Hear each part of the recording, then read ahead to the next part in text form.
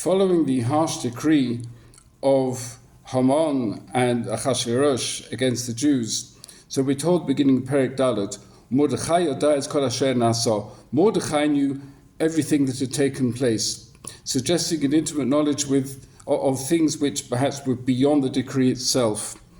And the Midrash Esther Rabbah shows Eliyahu Hanavi approaching first the Ovos and then Moshe Rabbeinu, asking them to beg on behalf of Klal Yisrael.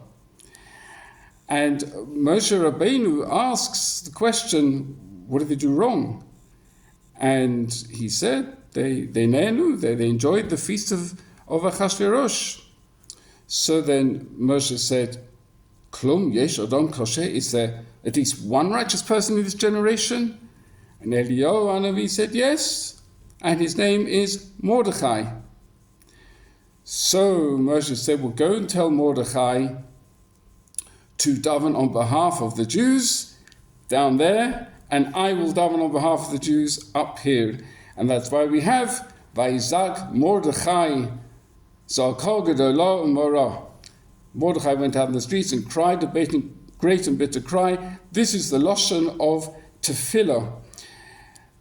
The notion that, and therefore Mordechai understood that this was because the Jews had benefited from the feast, but also he understood why Esther had been put in place, which for him was a terrible tragedy. This wonderful girl, young lady, Esther, the Tzadekes, being taken to such a place of impurity, the palace of Achashverosh. But now he had a perspective on why this had happened. And that led him to take the action that he did, and together with Esther, they were instrumental in bringing about a tremendous Hatzalah for Klal Yisrael. And we're told later on that Klal Yisrael understood this too. Kimu v'kiblu haYehudim, that the Jews, with Midrash again helps us along to understand this pasuk, that Jews accepted, or they upheld what they had previously accepted on Har Sinai. Har Sinai, where it was so awe-inspiring, the event of Kabbalah Satorah, they almost had no choice but to accept. Now, with Bechira Choshit, they accepted the Torah anew with great vigor.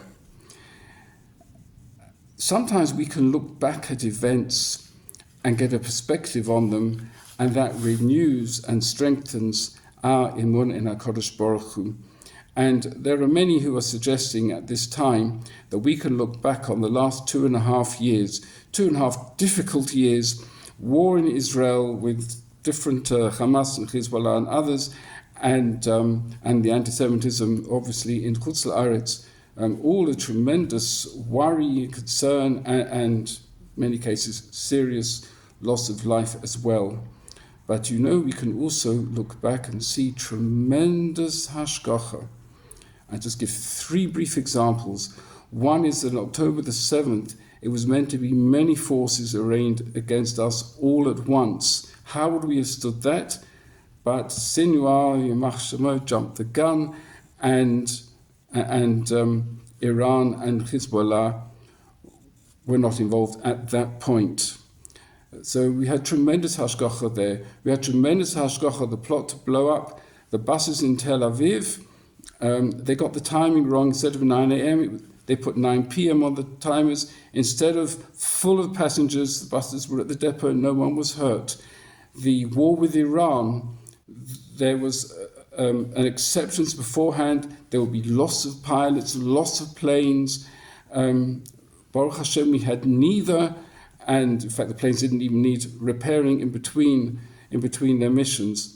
So we understand this to be tremendous hashgacha pratis, and so do many young Israelis, not otherwise religious, but seeing this and therefore understanding that HaKadosh Baruch Hu is involved in our lives. And that is the real message of Purim, not just to celebrate the Purim story, but other Purims since.